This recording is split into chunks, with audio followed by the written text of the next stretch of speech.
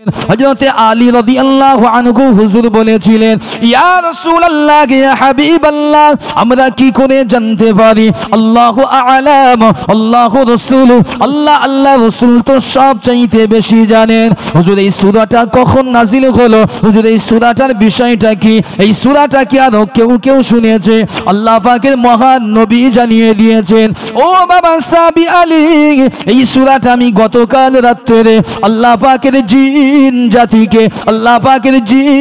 জাতিকে আমি রাসূলুল্লাহ এই পাহাড়ের পাদদেশে আমি রাসূলুল্লাহ জিনদাসে মানুষগুলো জিনের দলগুলোকে নিয়ে আমি রাসূলুল্লাহ এই সূরা রহমানটা শুনিয়েছি। তাদের কাছে জিজ্ঞাসা করেছি, ফাবি আইয়ি আলাই রাব্বিকুমা তুকাযযিবান, ও আল্লাহ পাকের জিন এবং মনুষ্য জাতি, তোমরা কি আল্লাহ পাকের নিয়ামত গুলো কি অস্বীকার করতে পারো? ও আমার সাহাবী আলী, ওই জিনের জাতিরা বলেছিল, ইয়া রাসূলুল্লাহ, ইয়া হাবিবাল্লাহ, আল্লাহর কোন নিয়ামত গুলোকে আমরা কখনোই অস্বীকার করতে পারি না। কারা বললেন? জিন বলেছেন প্রথম। আলীর পরেই আলী ঘোষণা দিলেন, আজ থেকে নামাজ পড়বে আর রহমান সিজদা দেবেন। কার? রহমানের অর্থটা বুঝবেন। পৃথিবীতে আমরা যদি কোনো জিনিস চালু করি, নিজের নাম দিয়ে যদি স্টার্টিং শুরু হয়, কোনো কাটিং বোর্ড, এক শ্রেণীর লোক আগে কটূক্তি করবে, এর খেয়ে কাজ আছে, নিজের নামে কোনো ভালো জিনিস চালু করে দেখ নিজের নামে, বলবে না। কিন্তু আল্লাহ কোরআনের সূরা রহমান সূরাটা দিয়েছেন, প্রথম আল্লাহ যে ওয়ার্ডটা দিয়েছেন আর রহমান, তিনি হলেন রহমান। তিনি মানে কে? যদি বলেন আল্লাহ প্রথম নিজের নাম দিয়ে কোরআনের সূরা আর রহমানের বিষয়টাই শুরু করেছেন। যদি বলেন সুবহানাল্লাহ। এবার শুনেন, আল্লাহ বললেন আল্লামাল কোরআন, আমি আল্লাহ শিক্ষা দিয়েছি। কে শিক্ষা দিয়েছি? আল্লাহ শিক্ষা দিয়েছি। কি দিয়েছি বলেন? কোরআন। আপনারা যদি বলেন হুজুর ভালো লাগতেছে না, অন্য যায় জীবনের দিকে চলে যান, আমি চলে যাব। তবে আপনাদের এতটুকু বলি, 2 ঘন্টা সময় আমার, এই 2 ঘন্টা আমি আপনাদের কাছে ক্লাস করাতে এসেছি। এলেম আমার ততটা নেই, তবুও এই 2 ঘন্টা ক্লাস করাবো। কিছু যদি পারেন এখান থেকে নিয়ে তবেই যাবেন। তারা বলছেন কি বললাম? তো আল্লাহ বললেন আল্লামাল কোরআন, আমি তোমাদেরকে কোরআন কিতাব শিক্ষা দিয়েছি। 3 নম্বরে বললেন খলাকাল ইনসান, আর আমি সৃষ্টি করেছি। যে বাগানটা আজকে বসে আছেন, আমরা হলাম মনুষ্য জাতি, আশরাফুল মাখলুকা, আমরা হলাম মানুষ। সেই মানুষকে আল্লাহ বললেন খলাকাল ইনসান, আমি আল্লাহ তোদেরকে মনুষ্য জাতিকে সৃষ্টি করেছি। জোরে বলেন। তারপরে একটা ওয়ার্ড দিন আল্লাহ, এই ওয়ার্ডটা তামাম পৃথিবীর বাসীর জন্য। যারা কেউ নাইজেরিয়ান আছে পৃথিবীতে, কেউ আমেরিকান আছে, কেউ সৌদি আরবিয়ান আছেন, কেউ দুবাই আছেন, কেউ কুয়েত আছেন, কেউ ইংল্যান্ড আছেন, কেউ স্পেন আছেন, কেউ ওয়েস্ট ইন্ডিজ আছেন, কেউ জিম্বাবুয়ান আছেন, কেউ ইন্ডিয়ান আছেন, কেউ সিংহিলদের শ্রীলঙ্কা আছেন, কেউ বা বাংলাদেশ প্রতিবেশী, কিংবা পাকিস্তান, কিংবা নেপাল, পৃথিবীর তামাম রাষ্ট্র থাক। আল্লাহ বললেন খলাকাল ইনসানা, আল্লাহ বললেন আমি আল্লাহ তোমাদেরকে অর্থাৎ মনুষ্য জাতিকে সৃষ্টি করেছি। আল্লামাহুল বায়ান, এবং আমি আল্লাহ মুখের ভাষা বায়ান করার মতো ক্ষমতা একমাত্র আমি আল্লাহ তোদেরকে দিয়েছি। জোরে বলেন। সৃষ্টি জগৎকে কে দিয়েছেন ভাষা? হাজী সাহেবরা হজ করতে গিয়েছেন, শুনে দেখবেন, আমার কথাগুলো একটু নোট করবেন না, শুনবেন। ইন্ডিয়ান হাজি 5.5 ফুট, 5 ফুট 4 ইঞ্চি, 3 ইঞ্চি, 2 ইঞ্চি, 5 ফুট। সেনেগালে হাজি 6 ফুট 8 ইঞ্চি, 6 ফুট 7 ইঞ্চি। এরকম গুঁতো বোঝেন তো? একটা গুঁতো মারলি কোথায় কি আমরা পড়বো জানেন? হ্যাঁ। অথচ দেখবেন অস্ট্রেলিয়ান হাজি মিডিল আছে, চাইনিজ হাজি আরো শর্ট ইন্ডিয়ার থেকে। কিন্তু দেখেন পৃথিবীতে তামাম জাতি গোষ্ঠী হওয়ার পরেও আল্লাহর ভাষা, আল্লাহর নাম যখন খানায় কাবা তওয়াফ করা হয়, একটা ওয়ার্ড এই জবানিতে বার হয়, লাব্বাইক আল্লাহুম্মা লাব্বাইক। কে বাংলা, কে ইংরেজি, কে আরবি, কে উর্দু, কে হিন্দি, যা ভাষা হোক না কেন, সকলের ভাষাকে আমার আল্লাহ একটা জায়গায় সীমাবদ্ধ করেছেন। ধরে বলেন, আপনি ভেদাভেদ পাবেন না এখানে।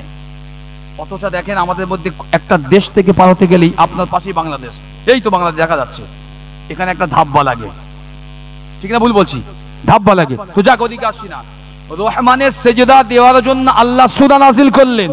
আরবের কাফেররা বলল রহমানটাকে, আগে তো শুনেছি মুহাম্মদ বিন আব্দুল্লাহর খোদা ছিল, এখন আবার রহমানের সাহায্যী রয়েছে, এ কিরাম হলো?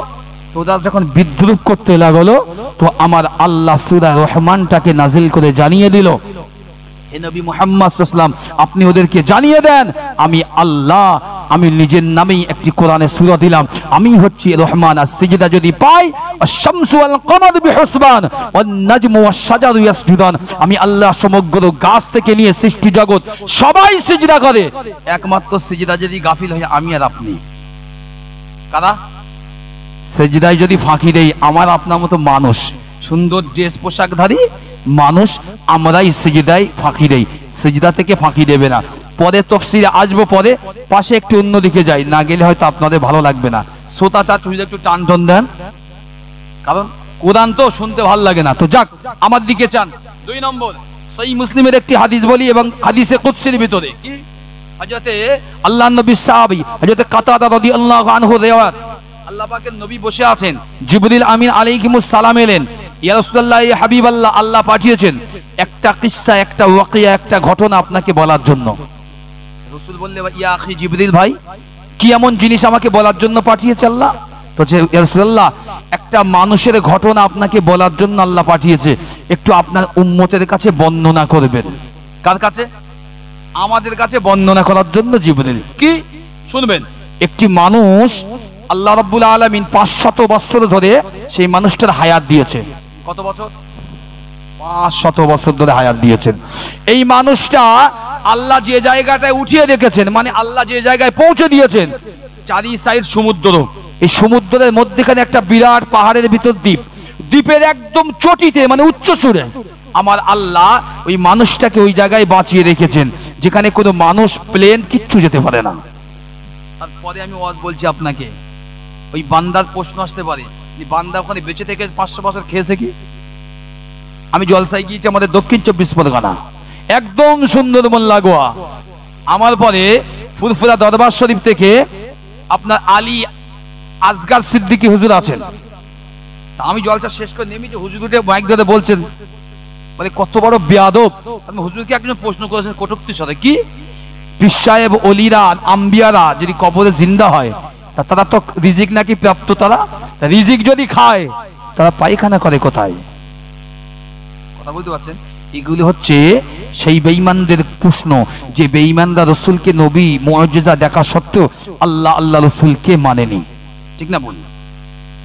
মুসলমান নওজওয়ানেরা, যুবকেরা, ছেলেরা, বাচ্চারা, আল্লাহ পাকের নবী মদিনার মসজিদে বসে আছেন। আল্লাহ পাকের ফারিস্তা বিরুহিল কুদুস, ফারিস্তা জিবরিল আমিন আলাইহিমুস সালাম আল্লাহ নবীর কাছে ওহী নিয়ে হাজির হয়ে গেলেন। আসসালামু আলাইকা ইয়া রাসূলুল্লাহ, ইয়া হাবিবাল্লাহ, আসসালামু আলাইকা ইয়া শাফিউল মুজনাবিন, ইয়া রাহমাতাল লিল আলামিন। আল্লাহ পাকের মহান নবী ভাই জিবরিল আমিন আলাইহিমুস সালামের জবাবটা দিয়ে বললেন, ইয়া আখি জিবরাইল লিমান হাউলাই, ও আল্লাহ পাকের ফেরেশতা, ও আমার ভাই জিবরিল, কি ব্যাপার, কি এমন সংবাদ নিয়ে এসেছেন? আল্লাহ পাকের মহান ফেরেশতা জানিয়েছেন, ইয়া রাসূলুল্লাহ, ইয়া হাবিবাল্লাহ, আল্লাহ পাকের একটি বান্দা ছিল, যে বান্দাকে আমার আল্লাহ এই দুনিয়ার জমিনে 500 বছর হায়াত দিয়েছেন। এই 500 বছরকে আমার আল্লাহ ওই বান্দার চারিদিকে বিরাট সমুদ্র পয়দা করেছেন।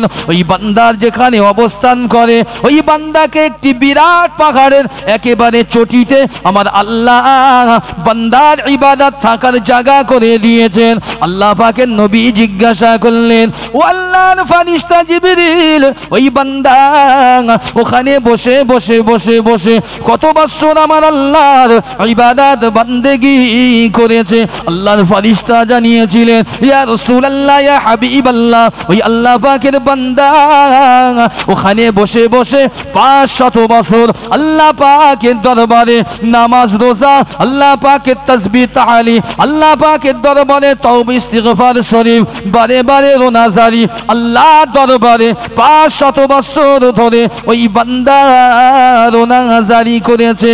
এই আল্লাহ পাকের নবী, ওই বান্দা শুধু রোনাজারি করেনি, ওই বান্দা এত লম্বা লম্বা সিজদা করত।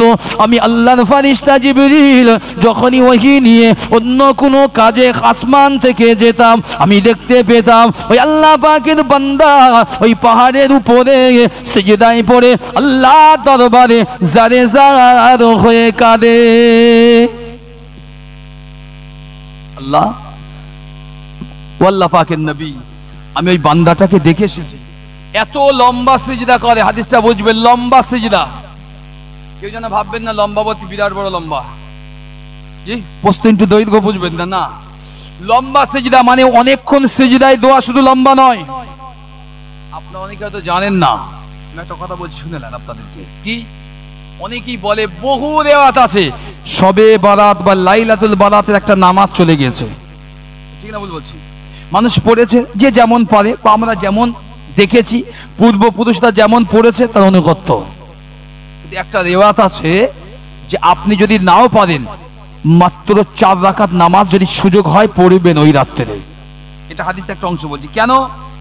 ওই 4 রাকাত যখন পড়বে, প্রত্যেকটি মানুষ যখন আমরা সিজদায় যাই সুবহানা রাব্বিয়াল আ'লা মিনিমাম ম্যান্ডেটরি 3 বার পড়ি তো 3 বার থেকে অধিক 5 বার 7 বার যে যা পড়ে পড়ি। এই যে পড়ার পরে ওই নামাজের সিজদায় আল্লাহুম্মা গফিরলি প্রতিটা সিজদায় 3 বার করে বলার কথা বলা হয়েছে। আল্লাহ আমাকে তুমি মাফ করো, আল্লাহ আমাকে তুমি ক্ষমা করো, আল্লাহ আমাকে তুমি মাফ করো। এই শব্দটি প্রতিটা সিজদায় 3 বার করে বলার কথা বলা হয়েছে। একটা একটা সিজদায় যদি 3 বার করে বলেন, একটা রাকাতে 2 করে সিজদা হলে 6 বার হচ্ছে, তাহলে 1 রাকাত মানে 2 রাকাত মানে 12, ঠিক না? বল 4 রাকাত মানে 24 বার হলো, ঠিক না? তো বান্দা যখন মাফি চায় আল্লাহর কাছে, একটা বান্দার জন্য 24 বার মাফি চাওয়া আমার আল্লাহ এই বান্দার জিন্দেগির গুনাহকে মাফ করার জন্যই যথেষ্ট। যদি বলেন কথা বুঝেন কি বললাম? আমরা অধিক নামাজের বড্ড আশায় চিন্তায় ইবাদত করি। ইবাদত করতে গিয়ে দেখা যাচ্ছে ফজরে ইমাম সাহেব মসজিদে এসে মুয়াজ্জিন আজান দিয়েছে, মসজিদের লোক নিচে 4 জন ছিল বুড়ো, সেই বুড়ো 4 জন আইরে আছে। তার মানে কি সারা রাত ইবাদতের যে ঠেলা, এত ঠেলাগুতো হলো মসজিদে, সব ঠেলাগুতো ফজরের আগে শেষ। এ ভাই ঘুমোচ্ছে, ও ভাই ঘুমোচ্ছে, ওই দিক ঘুমোচ্ছে, আরো ছেলেরা সবে বারাতের রাত্রে এত পরিমাণ রাত জেগেছে, তাদের সাথে গুটকা সিগারেট বিড়ি এত চলেছে বলা যাবে না। কথা বুঝতে পারছেন না? আমরা মাঝে মধ্যে ওয়াজ নসিহতে যাই তো দেখেছি চোখে দেখা, কোথায় অমুক জায়গায় রওজা শরীফ জিয়ারত করতে যাচ্ছি, রাস্তায় চায়ের দোকানে দাঁড়িয়ে যে পরিমাণ সিগারেট ফুঁকতেছে, আর এখন তো সুযোগ আছে চেন্দোয়াল পকেটে বেরকে খটাস করে কেটে দিলে গালে দিয়ে দিচ্ছে, দিয়ে ফেলে দিচ্ছে। কথা বুঝলেন না? ও মনে করেছে যে আমাদের এই পীর সাহেব আমার হয়তো দোয়ার বেশি ফয়েজটা বেশি হবে, বা আল্লাহ আমার এই জবানির হয়তো দোয়াটা রোনাজারিটা আল্লাহ বেশি কবুল করে, জন্যই। কিন্তু না, ছেলেগুলো যে একেবারে ইসলাম থেকে খারিজের পর্যায়ে চলে যাচ্ছে, নেশা জুয়ার পর্যায়ে চলে যাচ্ছে, ইমানের দিক থেকে সংকটের মধ্যে পড়ছে, এটা একবারও আমাদের ছেলেরা বোঝে না। কথা বুঝতে পারছেন? আমি পরে আসছি এই বিষয়ে, আমি এটা শেষ করি, তারপর একটা বিষয় বলবো। তো আল্লাহ নবী জিজ্ঞাসা করছে, ভাই জিবরিল 500 বছর মানুষটা যে ইবাদত করেছে, এই 500 বছর মানুষটা কি খেলো? আপনাদের মনে প্রশ্ন আসে না যে 500 বছর খেলো কি করে ইবাদত যখন করেছে? তো আল্লাহর ফেরেশতা বললেন যে ওকে জিজ্ঞাসা করা হলো, তো ওই মানুষটা বলল আল্লাহ রাব্বুল আলামিন জান্নাত থেকে একটি আনার দানা, আনার বুঝবেন, জান্নাত থেকে একটি আনার দানা ওই বান্দার পাশে আমার আল্লাহ ফেরেশতা দ্বারাই রোপণ করে দিল। ওই আনার গাছটা প্রতিদিন একটা সুন্দর বড় সুস্বাদু ফল দিত পাকা। বান্দা যখন ক্ষুধা পেত ওই আনার গাছের ফলটা নিয়ে সারা দিনের ক্ষুধা নিবারণ নির্ধারণ আমার আল্লাহ মিটিয়ে দিতেন। জোরে বলেন সারাগুলো দেখেন। 2 নম্বর, মানুষটার পিপাসা লাগতো, চারিদিকে সমুদ্রময় নোনা পানি, তো পিপাসা মিটবে কি করে? ফেরেশতা বললেন আমার আল্লাহ জান্নাতের সালসাবিল থেকে জান্নাতি পানির ফোয়ারা ঝর্ণা আমার আল্লাহ ওই বান্দার পাহাড়ে পাদদেশ থেকে নিচেই নামিয়ে দিল। যেই না নিচেই নামিয়ে দিল, বান্দা যখনই পিপাসা মনে হতো 2টি হাত ধুয়ে আঁচল ভরে একবার করে পানি পান করত, সারা দিনের পিপাসা আমার আল্লাহ মিটিয়ে দিত। যদি বলে আল্লাহ পাকের নবীর দরবারে হযরতে জিবরিল আমিন আলাইহিস সালাম এ নওজওয়ানেরা, যুবকেরা, আল্লাহ পাকের ফেরেশতা যখন বলতে লেগেছেন, আল্লাহ নবী জানতে চাইলেন, ও আল্লাহর ফেরেশতা জিবরিল আমিন আলাইহিস সালাম, এই বান্দার কর্মজীবনটা তো হলো, এই বান্দার জন্য আমার আল্লাহ কি এমন রেখেছে? আল্লাহর ফেরেশতা এই সময় জানিয়েছিলেন, ও আল্লাহ পাকের মহান নবী, ও আল্লাহ পাকের নবী, ওই বান্দাটা যখনই সিজদায় যেত, বেশি বেশি বেশি বেশি করে সময় দিয়ে সিজদায় গিয়ে আল্লাহ পাকের নামে তাসবিহটা জপতো, আল্লাহ পাকের দরবারে রোনাজারি করে চোখের পানি ছেড়ে দিয়ে সিজদায় গিয়ে কাঁদতো। ইয়া রাসূলুল্লাহ, ইয়া হাবিবাল্লাহ, ওই বান্দা প্রতিদিন সিজদায় গিয়ে আল্লাহ পাকের দরবারে দোয়া চেত, ও রব্বুল আলামিন, আল্লাহ আমি আপনার বান্দা, গুনাহগার বান্দা, আল্লাহ পাক আমার মরণটা, আল্লাহ পাক আমার মওতটা যেন কোনো একদিন নামাজের সিজদারত অবস্থায় আল্লাহ আমার মওতটা নসিব করবেন। আল্লাহ পাকের নবী জানতে চাইলেন, ও ফেরেশতা জিবরিল, আল্লাহ কি বান্দার নাজারি মঞ্জুর করেছিলেন? আল্লাহর ফেরেশতা জানিয়েছেন, ইয়া রাসূলুল্লাহ, ইয়া হাবিবাল্লাহ, ইয়া রাসূলুল্লাহ, ইয়া হাবিবাল্লাহ, আল্লাহ পাক ওই বান্দার নাজারি, ওই বান্দার দোয়া, উদউনি আস্তাজিব লাকুম, ওই বান্দার দোয়া, বান্দার নাজারি আমার আল্লাহ কবুল করে নিয়েছেন। আমার আল্লাহ 1 তারিখে ওই বান্দা নামাজের সিজদারত অবস্থায় আছে, আল্লাহ পাক ফেরেশতা জিবরাইল আলাইহিস সালামকে পাঠিয়ে ওই বান্দার জানটা কবজ করে নিয়ে চলে গেলেন। জোরে বলেন সুবহানাল্লাহ। কটা নিয়ম পূরণ হলো? একটা নিয়ত পূরণ হলো। ভালো করে বুঝবেন, হিতে বিপরীতটাও একটা শব্দ আছে, মাথায় রাখবেন। কোনো জিনিস যখন ভালোর থেকে অধিক ভালো খুঁজবেন, একটা মন্দ সাইড কিন্তু তার পাশে আসবে। যে জায়গাটায় বসেছেন, এই জায়গাটা কিন্তু রাত, শুধু এই লাইট গুলো লাগানো আছে বলে এখনো পর্যন্ত দিনের আলোর মতো স্পষ্ট বোঝা যাচ্ছে। যদি লাইট না লাগানো থাকতো, নিশ্চিত থাকতেন এগুলো রাতের মতন এক কালো নিগুড় তত্ত্ব, রাত অন্ধকার ছিল। কোনো জিনিস যখন ভালো হবে মেনে নেবেন, ইমানে অন্তরে সুকুন দেবেন যে আমার জন্য এটাই যথেষ্ট। কিন্তু যখন বেশি খুঁজতে যাবেন, জানবেন এতে হিতে বিপরীত হতে পারে। কথা বুঝলেন না? ছেলেটা 95, 96, 97, 98% নাম্বার পাচ্ছে, আপনি জোর জবরদস্তি করছেন। কোন কোন বাপ মাকে দেখেছি সন্তান 99, 100% পেয়েছে, কোন সাবজেক্ট হয়তো একটু কমেছে, অথচ কি বললো, এটা তোমার ঠিক হয়নি, আরো বেটার করতে পারো, আরো বেটার করতে পারো। তার মানে কি? ওদের মেধায় এদের কোনো বিশ্বাস নেই। বিশ্বাস কি? নাম্বারে মার্কিং অফ ভিত্তি, এই নাম্বারে মার্কসে ভিত্তি। আমাদের তেমনি ইবাদত করি বটে আমরা, কিন্তু আমরা এতটুকু বুঝি না যে আল্লাহর দরবারে আমাদের কোন ইবাদতটা কবুল হতে পারে। আপনি হয়তো মনে করছেন যে হুজুর আমরা অনেক কিছু করি, জীবনে সত্যি কবুল হয়?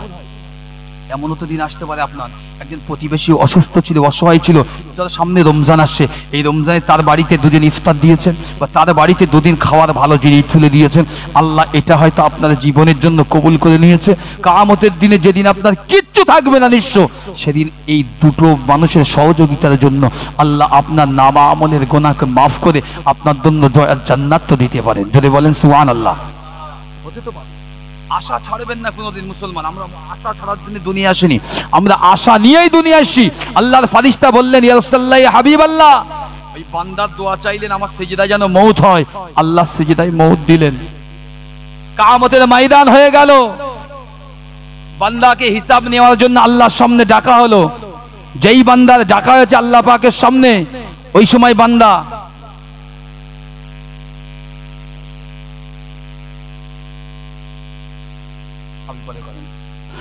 যে কথা বলছিলাম, বান্দাকে যখন ডাকা হয়েছে আল্লাহর সামনে, আমাদের প্রত্যেকের আমলনামার সংখ্যা হবে কটা বলেন দিন? কথা বলে ও শোনেননি, জানেন না? 99টা প্রত্যেকটা বান্দার জন্য আমলনামা হবে 99। 99টা, এই 99টা আমলনামা রিভিউ হবে। কে ভুল করেছে, কে ঠিক করেছে, রিভিউ করবে কে? শিক্ষক কে হবেন? এই কথা বলেন। আল্লাহ তিনি বসবেন সিংহাসনে, শিক্ষকের আসনে, তিনি বিচার করবেন। ওয়াহিদুল কাহার, তিনি আমলনামা রিভিউ করবেন। আমলনামা রিভিউ করার পরে فأما من ثقلت موازينه فهو في عيشة راضية وأما من خفت موازينه فأمه هاوية وما أدراك ما هي نار حامية। যাদের ডান হাতে আমলনামা দেওয়া হবে তারা খুশিতে উৎফুল্ল হবে, খুশিতে উৎফুল্ল হয়ে তারা আনন্দে বড় চিত্তে আল্লাহর দরবারে কাঁদা কাটা রোনাজারি করবে, তাদের চেহারা হবে উজ্জ্বল। আর যাদের বাম হাতে আমলনামা দেওয়া হবে তারা হবে ধ্বংসপ্রাপ্ত, তাদের আর কোনো সুযোগ থাকবে না, তাদের জন্য হাবিয়া। হাবিয়াটা কি? সেটা হচ্ছে জাহান্নামের একটি সবচেয়ে নিম্ন স্তর, গভীর, যে জায়গায় ফিনারি খালিদিনা ফিহা, যে জায়গা অনন্তকালের জাহান্নাম, সে জায়গায় আমার আপনার যেন স্থানটা না হয়, অন্তত ব্রেনে এতটুকু ভাববেন। মানুষটাকে আল্লাহ ডেকেছে দিগায়, ফারিস্তা নিয়ে এসছে আমলনামা, আল্লাহ বলেন আমলনামা রেখে দাও, ওকে আমি আল্লাহ মাফ করেছি, ও 500 বছর ইবাদত করেছে, ওর জন্য জান্নাত দিয়েছি। আমি আপনাকে কোনো কিস্সা বলছি না, নানি দাদির গল্প বলছি না, আপনাকে সামনে হাদিস দলিল দেখে বলছি। আল্লাহ যখন বলেছে বান্দাকে জান্নাতে দাও, ওই বান্দা বলছে আল্লাহ দাঁড়ান, আমি জান্নাতে যাব কেন? আমি ওইভাবে জান্নাতে যাব কেন? আল্লাহ বলে কেন? বলছে আমি তো ইবাদত করেছি 500 বছর। কত বছর? 500 বছর। 500 বছর আমি ঘাস কেটেছি, বান্দা বলছে আল্লাহকে ইবাদত করেছি 500 বছর। তো আল্লাহ 500 বছর তো আমার ইবাদতের জন্য জান্নাতে যাব। আল্লাহ ডাক দিয়েছেন, ওই ধরলি আয়, ফারিস্তাকে বলছে ধরলি আয়।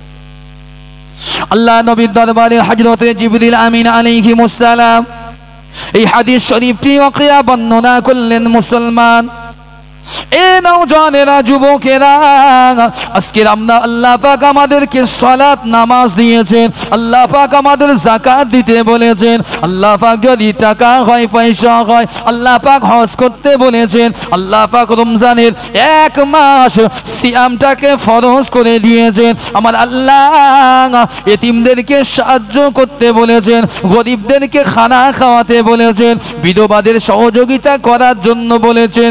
এ মুসলমান নওজওয়ানেরা, তোমার জিন্দেগিতে শুধু নামাজ রইল, তোমার জিন্দেগিতে শুধু রোজা রইল, তোমার জিন্দেগিতে মানুষ দেখানো হজ যাকাত রইল, কিন্তু তোমার প্রতিবেশীর কোনো অনুদান রইল না, কোনো গরিব এতিমের দিকে তোমার মালের একটি ছটাও রইল না, কোনো বিধবার দিকে তোমার কোনো মায়া মমতা করুণা রইল না।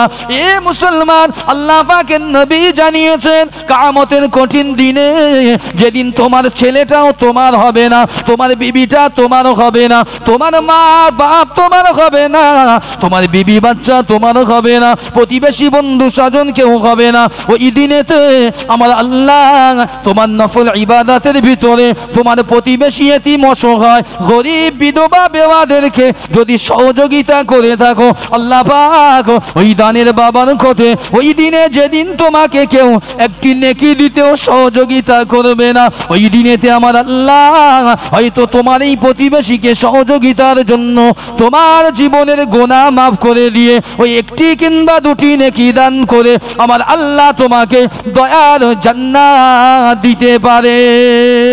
আরো জোরে বলেন সুবহানাল্লাহ। একবার তাকবীর দেন, নারায়ে তাকবীর, নারায়ে তাকবীর, নারায়ে তাকবীর। দুরূদ শরীফ আল্লাহুম্মা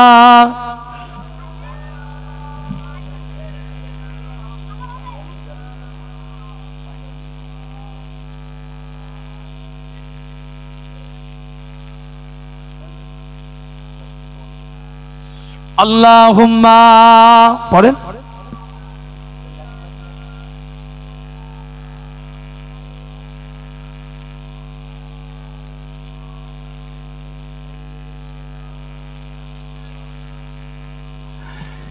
मेरे सरकार का,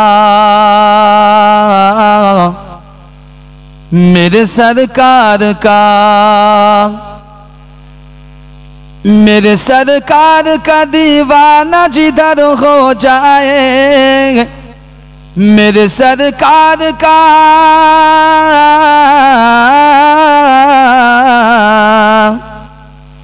मेरे सरकार का दीवाना जिधर हो जाए, जिस तरफ जाए ज़माना भी उधर हो जाए, जिस तरफ जाए ज़माना भी उधर हो जाए, मेरे सरकार का, मेरे सरकार का। जोरे बोलें सुभान अल्लाह। আর একবার চিল্লে বলেন সুবহানাল্লাহ। मेरे सरकार का दीवाना जिधर हो जाए, जिस तरफ जाए ज़माना भी उधर हो जाए, जिस तरफ जाए ज़माना भी उधर हो जाए, मेरे सरकार का नक्श पाए शाहे को नैन पे जन्नत कुर्बान, नक्श पाए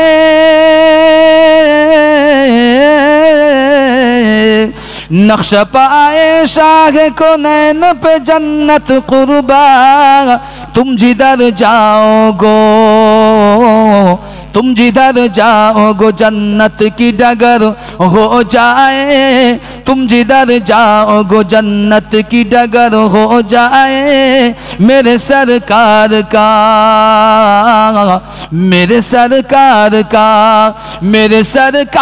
का दीवाना जिधर हो जाए, जिस तरफ जाए ज़माना भी उधर हो जाए, मेरे सरकार का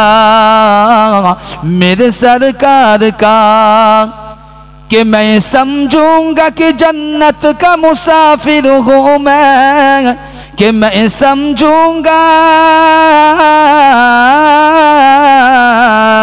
कि मैं समझूंगा कि जन्नत का मुसाफिर हूँ मैं, कि मैं समझूंगा कि जन्नत का मुसाफिर हूँ मैं, मेरे किस्मत पे जो तय बा का सफर हो जाए, मेरे किस्मत पे जो तय बा का सफर हो जाए, मेरे सरकार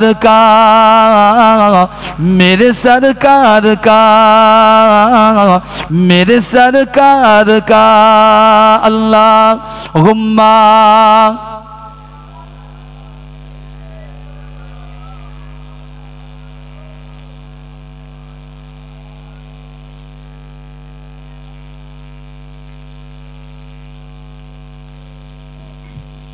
যে কথা বলছিলাম আমার ভাইয়েরা বাবাজিরা, আমল ইবাদত এই দুটো জিনিস কিন্তু এক মানুষ হয়তো বুঝি আমরা যে ইবাদত হয়তো রাসূল যেমন ভাবে বলেছেন করব না, হয়তো অনেকেই জানেন না ইবাদত রাসূলের অনুকরণ আলাদা জিনিস, অনুসরণ আলাদা জিনিস, কিন্তু রাসূলের মতো হুবহু করব এটা কখনো কোনো উম্মতির জন্য সম্ভব নয়। কথা বুঝছেন কি বলছি? কেউ পারবেন না। একটা উদাহরণ বলছি আপনাকে শুনেন। সহিহ বুখারীর ভিতরে আম্মাজান আয়েশা সিদ্দিকার কাছে তিনজন সাহাবা এসেছেন, এসে বলছেন ইয়া আম্মাজান আল্লাহর নবী কেমন রোজা রাখে, নফল শুনেন, নফল রাসূল কেমন রোজা রাখে। আয়েশা বলছে আল্লাহ পাকের নবী একদিন রোজা রাখে, আবার একদিন ছেড়ে দেয়, আবার কোন দিন একদিন রোজা রাখে, আবার সন্ধ্যের দিকে হয়তো একটা খুরমাকে ইফতারি করে আবার ওইভাবে রোজা রাখে, অর্থাৎ টানা সাওমে বিশাল 3টে করে রোজা রাখতেন। তো একজন সাহাবী বলছে যে আল্লাহ রাসূল এরকম রোজা রাখে? তো একজন প্রথম ঘর থেকে বাদে বলছে আল্লাহর কসম করে বলছি কাল থেকে আমি একটা রোজা বাদ দেবো না। দ্বিতীয় জন বলছে আমিও আল্লাহর কসম করে বলছি আজ থেকে সারা রাত্রি আমি ঘুমাবো না। তৃতীয় জন বলছে আমিও আল্লাহর কসম করে বলছি সারা রাত দিনের ভিতরে আমি নামাজ আর রোজা ছাড়া অন্য কোনো কাজ আমি করব না। তিনজনের কসম কাজ শেষ, আল্লাহর নবী ফিরছিলেন বাড়িতে, একদম ঘরের কাছে এসেছেন, সাহাবীকে দেখতে বলছে এদিকে এসো। কি জন্য, কি মতলব এলে? হুজুর আম্মা জানের কাছে এসেছিলাম আপনার বিষয়ে খবর নিতে। তো আয়েশা সিদ্দিকা হুজুর বললেন রাসূলুল্লাহ আপনার সাহাবীরা এই বিষয়ে কসম করেছে। রাসূল সাথে সাথে ডেকে নিষেধ করলেন খবরদার না, আমার মতো করতে যেও না, আল্লাহ আমার এই ক্ষমতা দিয়েছে, সাইন করার ক্ষমতা আছে আমার, আমি রাসূল 4 দিন 5 দিন 7 দিন না খেয়েও আমি কাটিয়ে দিতে পারি, আমার এক ওয়াক্তের খানা আল্লাহ আমার পেটে বললেন আমি রাসূল 10 দিন না খেয়ে থাকার মতো রসদ তাকত আমার আল্লাহ আমার ভিতরে পয়দা করে দেন। যদি বলেন তোমরা খবরদারি করতে যেও না, তোমাদের সংসার আছে, তোমাদের বিবি বাচ্চা আছে, তাদের হক আছে, হক মেরে খবরদার এই কাজ করো না। তো আমরা আমল করি।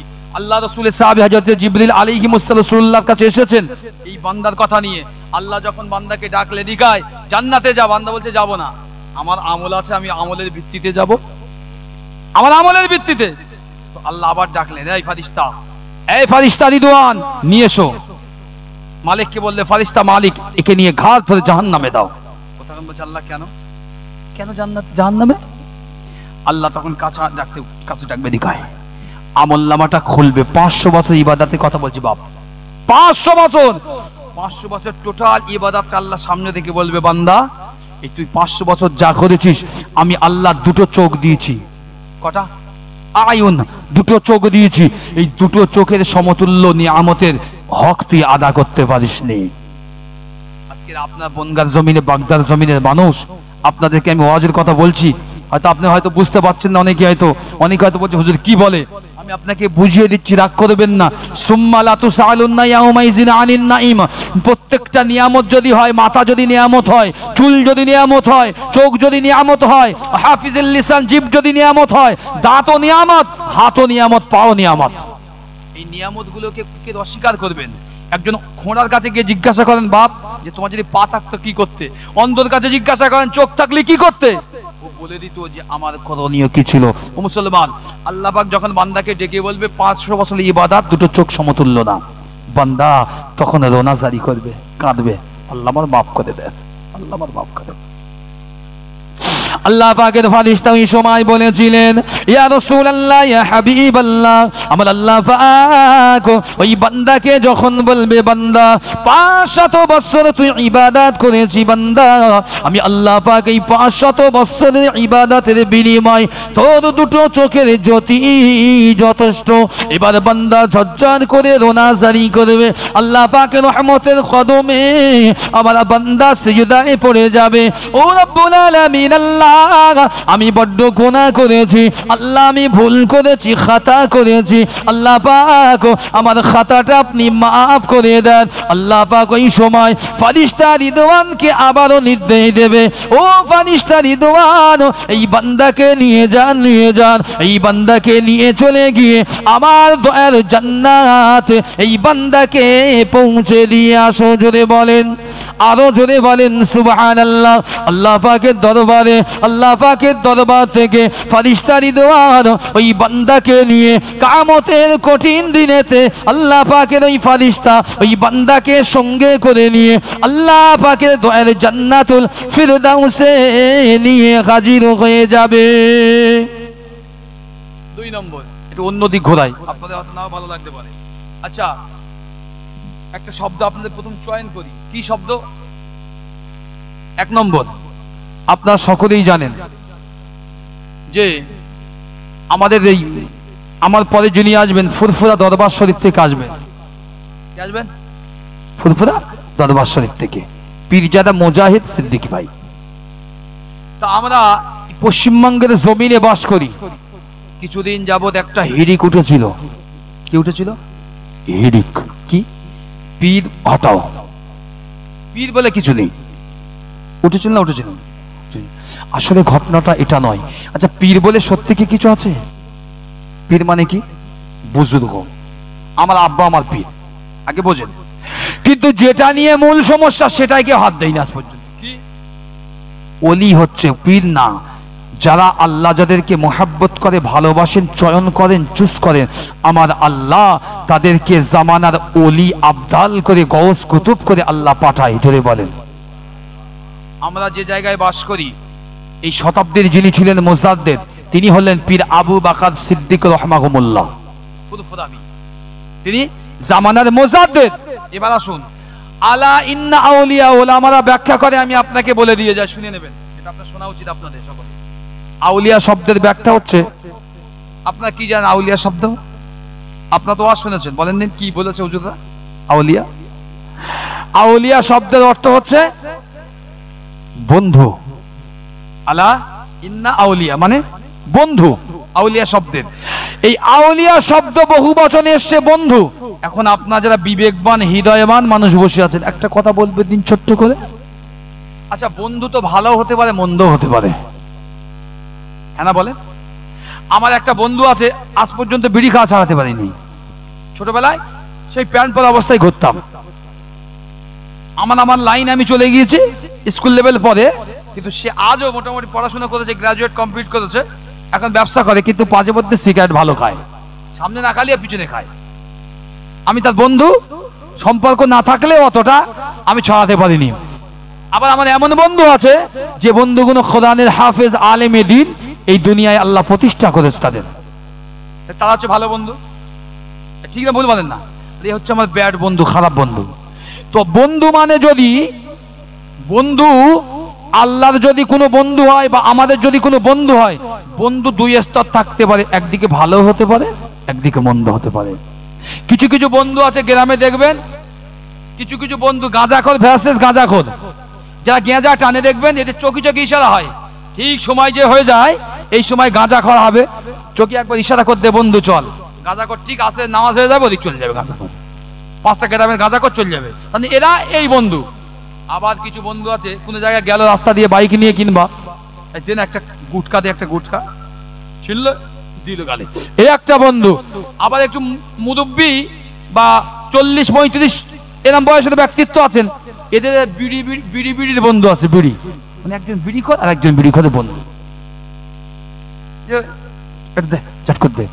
চতুর্থ নাম্বার বন্ধু হচ্ছে খৈনিখোর, এমন একটা নেশা ভাই, এই অদ্ভুত থেকে চাষা যদি ডলে এখান থেকে আর একজন বলবে, ইশারা করতে হবে তোমার লিস একটু, এই একটা বন্ধু।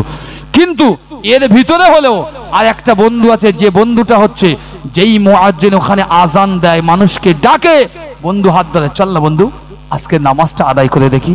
এই সব বন্ধুর ভিতরে সবচাইতে উৎকৃষ্ট উত্তম বন্ধুটি হচ্ছে এই বন্ধু যিনি আল্লাহর দিকে আহ্বান করে, জোরে বলেন সুবহানাল্লাহ। এখন বোঝা গেল স্পষ্ট যে বন্ধু দুই শ্রেণীর হয়। এইবারে যে ভালো হয় তারা হয় আল্লাহর বন্ধু, যে মন্দ হয় তারা হচ্ছে তাগুত মানে শয়তানের বন্ধু। 2 নম্বর, এবার শুনেন আমি একটা কথা আপনাকে বলি ছোট্ট, জিলানের সূর্য কিতাবের নাম শুনে রেখে দেন। এই কিতাবের ভিতরে 2টো রেওয়াত এসেছে, আমি আপনাকে প্রথম একটা রেওয়াত বলছি শুনেন। 1 নম্বর রেওয়াত হচ্ছে, আমরা এই দুনিয়ায় যাকে পীরদের ওলিদের সর্দার হিসাবে সেরেতাজ হিসাবে মানি, ওলিদের সেরেতাজ সর্দার হিসাবে যাদের মানি তিনি কে? শায়েখ বড় পীর আব্দুল কাদের মুহিউদ্দিন জিলানী রাহমাহুল্লাহ, মানেন তো? বড় পীর সাহেবকে সকলেই মানি। আপনারা কি জানেন, সন্তান যদি মানুষ করতে চান, সন্তান যদি আখলাকবান হতে চান, সন্তানকে যদি সেই আঙ্গিকে গড়ে মানুষ করতে চান, তা বড় পীর আব্দুল কাদের জিলানী রাহমাতুল্লাহ আলাইহির মতো বড় করেন। কারণ 9 বছরের আব্দুল কাদের জিলানী রাহমাতুল্লাহ আলাইহি পুরো ইরাকের জমিনে, পুরো বসরার জমিনে একটা বড় কবরস্থানের সমস্ত মুর্দাদেরকে জীবিতভাবে উঠিয়ে দিয়েছিলেন, কবর থেকে দাঁড় করে দিয়েছিলেন। যদি বলে কথা বুঝতে পারছেন কি বলছি? এবার ছোট্ট একটু কথা বলি শোনেন। ইরাকের বস্তা থেকে অনেক দূর, ইরাকের বস্তা থেকে অনেক দূর একজন মা, তার স্বামী মারা গেছে সদ্য, একটা ছেলে আছে 5 বছরের বয়সের ছেলে, ছেলেটা কঠিন রোগে আক্রান্ত হয়েছে। ছেলেটা যখন কঠিন রোগে আক্রান্ত হয়েছে, গ্রামের মানুষ সব ডাক্তার কবিরাজ আর পারে না, তো একজন বলল, মা তুমি ইরাকের জমিনে এই সন্তানটাকে নিয়ে যাও। কেন? ইরাকের জমিনে এমন একজন রয়েছেন, বাগদাদের জমিনে, যে মানুষের দরবারে গেলে আপনার সন্তান নিশ্চিত ভালো হয়ে যাবে। এই সন্তানের আশায় মা ছেলেটাকে কোলে নিয়ে পুরো ওই বসরার ইরাকের এক সাইড থেকে, সীমান্তবর্তী থেকে বাগদাদের জমিনে হাঁটা শুরু করে দিয়েছে, একটানা 3 দিন। আল্লাহ পাকের ওলির জীবনের ভিতরে আছে মুসলমান, আল্লাহ পাকের ওলি জামানার বড় পীর হযরতে আব্দুল কাদের জিলানী রাহমাতুল্লাহ আলাইহি, হুজুরের কিতাবের ভিতরে লেখা হয়েছে মুসলমান, এই নওজওয়ানেরা, যুবকেরা, আল্লাহ পাকের মহান ওলির দরবারে ওই মা 5 বছরের অসুস্থ সন্তানটাকে কোলে করে নিয়ে মা আমার ইরাকের জমিনে আসেন, মা আমার বাগদাদের জমিনে আল্লাহ পাকের ওলির দরবারে চলে আসেন। 1 দিন 2 দিন নয়, 3 দিন তার সময়টা লেগে গেল। কিতাবের ভিতরে এসেছে 2য় দিন যখনই হয়েছে, মা একটি জায়গায় রাত গুজরানের জন্য তাবু ফেলে বিশ্রাম নিচ্ছিল, এমন সময় একজন বান্দা ওই মায়ের তাবুর কাছাকাছি এসে দাঁড়িয়ে গেল। তিনি জিজ্ঞাসা করলেন, ও দুনিয়ার জমিনের মা, তুমি এখন এই ছেলেকে নিয়ে কোথায় চলেছো? এত কষ্ট করে, এত বেদনা সয়ে এই কলিজার টুকরা সন্তানকে নিয়ে তুমি এখন কোথায় চলেছো? আল্লাহ পাকের ওই বান্দি বলেছিলেন, আমি এখন বাগদাদের জমিনে যাব, আমি এখন বাগদাদ বাগদাদের জমিনে যাব, ওই বাগদাদের জমিনে আল্লাহ পাকের মাহবুবের খানকা শরীফ গুলো আছে, ওখানে যত মানুষ গিয়েছে, ওখানে যত রোগী গিয়েছে, কোন রোগী আজ পর্যন্ত বিনা চিকিৎসা করে সুস্থ না হয়ে ওখান থেকে ফিরে আসেনি। আল্লাহ পাকের বান্দা বলেছিল, ও আল্লাহ পাকের দুনিয়ার মা, আপনি আমিও নিশ্চিত ভাবে বলতে পারি, আপনি যদি বাগদাদের জমিনে চলে যান, আপনি যদি বড় পীর আব্দুল কাদের মুহিউদ্দিন জিলানী রাহমাতুল্লাহ আলাইহির কাছে চলে যান, আপনার কলিজা টুকরা ছেলেটি, আপনার নয়নের পুতুলটি নিশ্চিত ভাবে আমার আল্লাহ শিফায়ে আজেলা দান করে দেবেন। জোরে বলেন, আরো জোরে বলেন সুবহানাল্লাহ। মা তৃতীয় দিন হাঁটতে লেগেছে, কলিজার টুকরা 5 বছরের ছেলে, সেই মানুষটি আর হাঁটতে পারে না। মা নিজের কলিজার টুকরা ছেলেকে কোলের ভিতরে বুকে জড়িয়ে নিয়ে হাঁটতে হাঁটতে হাঁটতে হাঁটতে বাগদাদের জমিনে একটা সময় আব্দুল কাদের জিলানী রাহমাতুল্লাহ আলাইহি হুজুরের দরবারে সে হাজির হয়ে গেলেন। 3 নম্বরে হুজুরের দরবারে হাজির হয়ে প্রথম কাছাকাছি যেই গিয়েছে বাচ্চা ছেলেটাকে নিয়ে, একজন বৃদ্ধা মানুষ বার হয়েছে। কিতাবের 2টো বর্ণনা এসেছে, এক ওটি হয় বড় পীর সাহেবের, ওটি হয় বড় পীর সাহেবের কোনো আপনজন বা কোনো দাদু নানু, এরকম একটা রিশতার সম্পর্ক। ওই বৃদ্ধ মানুষটা বার হয়েছে, বলছেন কি ব্যাপার মা? তাহলে হুজুর, আমি আমার ছেলেকে নিয়ে এসেছি। কাকে নিয়ে এসেছি? কথা বলেন, ছেলেকে। তো আমি আমার ছেলেকে নিয়ে এসেছি, আমার ছেলের অবস্থা খুব মুমূর্ষু অবস্থায় আছে, তো আমার এই মুমূর্ষু ছেলেকে আপনি দয়া করে একটু দেখেন না, আল্লাহ যদি শেফা দেয়। বলে ছেলেটাকে শুইয়ে দিয়েছে।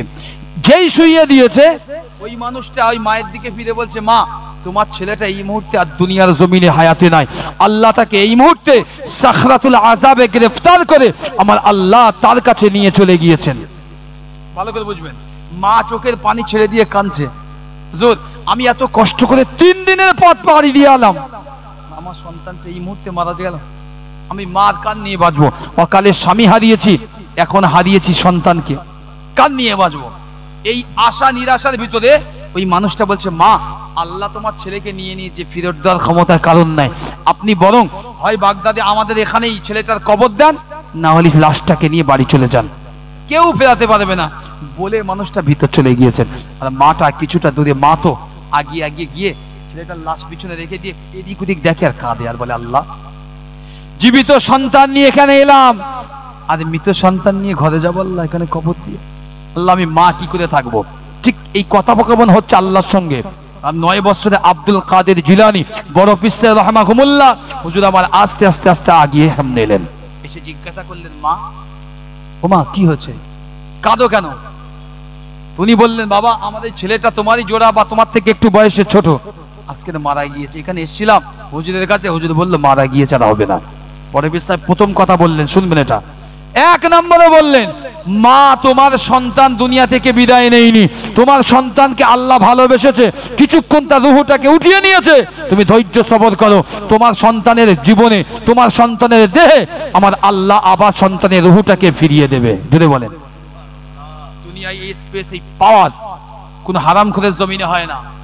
দেখেন আমরা বুঝি আর না বুঝি অনেকে ইবাদত করি, বাপ রাগ করবেন না, এই শয়বাতের বিষয়ে বলছিলাম, বুঝে না বুঝে অনেকে ইবাদত করি। আমি একটা ছোট্ট গল্প পড়ছিলাম, তো গল্পটির ভিতরে একটা মিসাল আছে, আপনারা রাগ করবেন না যদি মিলে যায়।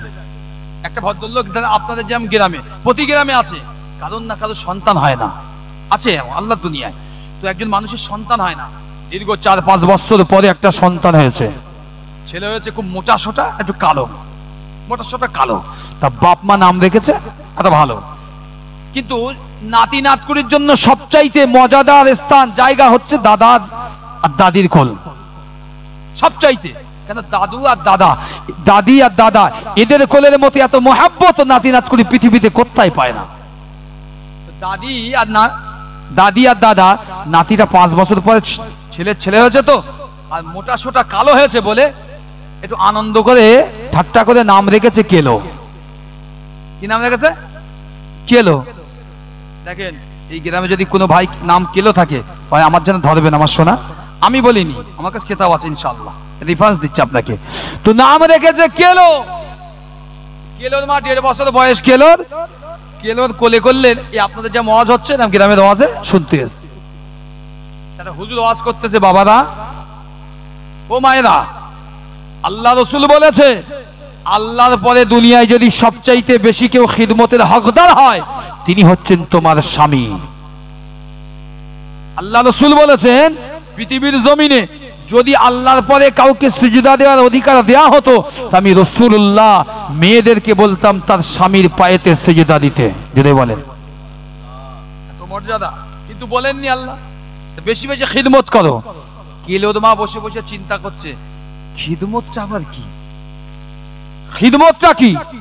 পাশের চাচির বুবু সম্পর্ক হয়, ধাক্কা মারতে বুবু, খিদমতটা কি রে স্বামীর? কেলোর আব্বার তো খেদমত আমি করি, এই হুজুর তো কোন খেদমতের কথা বলতে? চুপ কর, শুনতে রেগে যাবে, চুপ কর, পরে বলবো। এই চাচির কাছে ঢিল মারে, চাচি খেদমতটা কি? তাহলে পরে শুনিস, চুপ কর।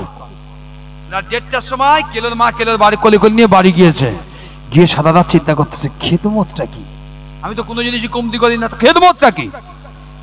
ফজরের আজান দিয়েছে, কেলোর মা উঠে নামাজ পড়েছে। নামাজ পড়ে কেলোর মার প্রতিদিন একটা নিয়ম আছে, তসবিহটা হাতে নিয়ে আল্লাহ আল্লাহ আল্লাহর জিকির করে।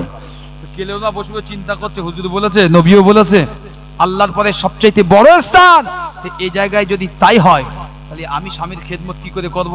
বরং আজ থেকে আল্লাহর নামে তসবিহ পড়া বন্ধ করে দেই বলে তসবিহ নিয়ে বুঝি গুণ আরম্ভ করলেন। কেলোর আব্বা কেলোর আব্বা কেলোর আব্বা কেলোর আব্বা, কথা বুঝলেন? 350 বার হয়ে গেছে বলা, কেলোর আব্বা 350 বার বলা হয়েছে। 350 বারের মাথায় কেলোর আব্বা ফজরের নামাজ কালাম পড়ে নাঙ্গল টাঙ্গল চষে, তো উনি বার হচ্ছে গোদুলিয়ে, কই নাস্তা হয়েছে তাড়াতাড়ি দাও চলে যাবো, আর পান্তাটা পৌঁছে দিয়েছে। কেলোর মা কিচ্ছু বলে না, শুধু তসবিহ নিয়ে বলছে কেলোর আব্বা কেলোর আব্বা কেলোর আব্বা কেলোর আব্বা। কেলোর মা কেলোর আব্বা কি আর শুনতে পাচ্ছ না কানে? আমি যাব মাঠে কাজ করতে, তুমি দাও। তাহলে তোমার সহ্য হয় না? আমি তোমার খেদমত করতেছি, তাহলে খেদমত কই করবো কেন? তোমার নামে তসবিহ জপছি। কেলোর আব্বা নাঙ্গলটা রেখে আস্তে আস্তে, কি বললি? আমার নামে তসবিহ? হ্যাঁ, কালকের হুজুর বলেছে স্বামীর খিদমত করতে হবে, তা আমি নিয়ত করেছি আল্লাহ তো করি, এবার থেকে স্বামীর করব। তাই কেলোর আব্বার নামে 350 বার গোনা হয়ে গেছে। স্বামী স্ত্রী ঝগড়া, দেশের ইমাম সাহেবকে ডাকা হলো। ইমাম সাহেব যেই এসে কেলোর মা বলছে হুজুর আগে বিচার করেন, আপনাদের মতো একটা হুজুর কাল বলে গিয়েছে স্বামীর খিদমত করতে, তো আমি আজকে 350 বার কেলোর আব্বার নামে তসবিহ পড়েছি, আমার ভুল আছে? বলেন আপনি। হুজুর বুঝতে পারলেন যে ওই হুজুর যা বলেছে কেলোর মার মাথায় ঢুকিনি, বরং কেলোর মা খিদমত টালে অন্য কিছু ভেবেছে। খিদমতটা হচ্ছে এটাই, আল্লাহর ফরজ আইনের পরে, সুন্নতের পরে, তারপরে আপনার ওয়াজিবের পরে সমস্ত জিনিসটা হচ্ছে স্বামীর খিদমতের জন্য নিয়োজিত করা। এমনকি নামাজ অবস্থায় যদি স্বামী ডাকে বিবিকে, তাও বিবিকে নামাজ ছেড়ে দিয়ে স্বামীর খিদমত করতে যেতে হবে। এর নাম হলো খিদমত। যদি বলেন, সেই মর্যাদা আল্লাহ আমাদের দিয়েছে। এই জন্য আমি আপনাকে বোঝাচ্ছি, ইবাদত যদি না বুঝে করতে পারেন লাভ হবে না, হিতে বিপরীত হবে। কিন্তু হিতে বিপরীত হবে। আল্লাহ নামের মধু আছে। কেউ যদি বলে লা ইলাহা ইল্লাল্লাহ, এ নামের মধু আছে, কিন্তু লা শব্দ সর্বদা টেনে পড়া হয়, চার পরিমাণ টান আছে, মাদ্দুল আজিম আছে। বারবার আপনি লা ইলাহা লা ইলাহা, এটা আপনার জিকির নয়, এটা ঈমানের খাতরা আসে। আল্লাহ আমাদের সকলকে হেফাজত করুক, সকলেই বলে আল্লাহুম্মা আমিন। বলছিলাম আব্দুল কাদের হুজুরের একটি ছোট্ট বিষয় মনে আছে? উনি বলছেন 9 বছরের বড় পীর সাহেব বলছেন, মা তোমার সন্তান মারা যায়নি, আল্লাহ কিছুক্ষণের জন্য তার রূহটাকে নিয়েছে। কিছুক্ষণের ভিতরে বড় পীর সাহেব হাত তুললেন, 9 বছরের ছেলে। আল্লাহ পাকের ওলির কিতাবের ভিতরে এসেছে, মুসলমান আমার আল্লাহ পাক নিজেই জানিয়ে দিয়েছেন, বান্দা ও দুনিয়ার মানুষেরা, যারা আমার আউলিয়া হয়, যারা আমার কামিল হয়, যারা আমার মনোনীত হয়, যারা আমার প্যারা হয়ে যায়, আমি আল্লাহ পাক তাদেরকে বড় মুহাব্বত করি, ভালোবাসি। ফাল্লাহুল মাওলা ওয়া লাহুল কওল। যে সমস্ত দুনিয়ার জমিনের মানুষ তোমরা শুনে রেখে দাও, আমি আল্লাহ যারা আমাকে খুশি রাজি করায়, আমি আল্লাহ যাদের উপরে খুশি রাজি হয়ে যায়, আমি আল্লাহ গোটা সৃষ্টি জগৎকে আমি ওই বান্দা বান্দির কদমে আমি আল্লাহ তাবে করে দিয়ে থাকি। জোরে বলেন সুবহানাল্লাহ।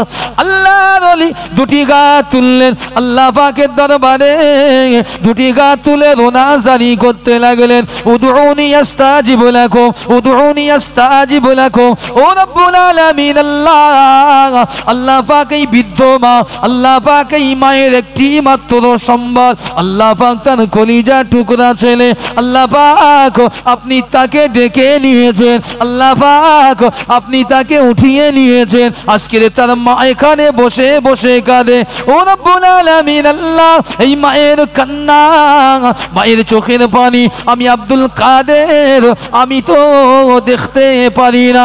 আল্লাহ পাক আমি আপনার দরবারে দোয়া চাই, আল্লাহ এই মায়ের কলিজা টুকরা ছেলেকে আল্লাহ আপনি পুনরায় আবার জীবিত করে দেন। আল্লাহর ওলি যেই না দোয়া চেয়েছেন, আল্লাহর ওলি নিজের হাত মোবারকটাকে নিয়ে ওই বাচ্চার উপরে একবার বুলিয়ে দিলেন আর বলেছিলেন, ও আল্লাহ পাকের বান্দা উঠে যান, উঠে যান, আল্লাহর রাস্তে দাঁড়িয়ে যান। এই বলার সাথে সাথে ওই মায়ের কলিজার টুকরা সন্তানটি আবার আল্লাহ পাকের জমিনে উপরে আবার উঠে দাঁড়িয়ে গেলেন। জোরে বলেন, আরো জোরে বলেন সুবহানাল্লাহ।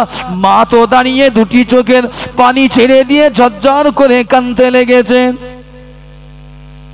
আল্লাহর ওলির হাতটা ধরলেন, ছোট বাচ্চা আব্দুল কাদের 9 বছরের বালক, আল্লাহ পাকের ওই বান্দি হাত ধরলেন। বাবা তোমার পরিচয়টা কি? বাবা তোমার নামটা কি? ও বাবা ছেলে, আমার কলিজা টুকরা তো বিদায় নিয়েছেন, কি এমন করেছো বাবা? শুধুমাত্র দোয়াটা চেয়েছো, আল্লাহ পাক তোমার দোয়াটাকে কবুল করেছে, আল্লাহ তোমার দোয়াটাকে কবুল করেছে। তোমার দোয়াটাকে কবুল করে নিয়ে আমার আল্লাহ আমার কলিজা টুকরা সন্তানকে পুনরায় আমার আল্লাহ দুনিয়ার জমিনে আমার আল্লাহ তাকে জীবিত করে দিয়েছে। বড় বিস্তারিত যখন জিজ্ঞাসা করা হলো তোমার নাম কি, পরিচয় দাও, মা বলছে প্রত্যেকের জীবনের ড্রিম থাকে, দেখবেন কেউ কারোর দ্বারা যদি উপকার সাধিত হয়, উপকার যারা মনে রাখে দেখবেন কোনো না কোনো সময় একটি প্রতিদান দেওয়ার চেষ্টা করে।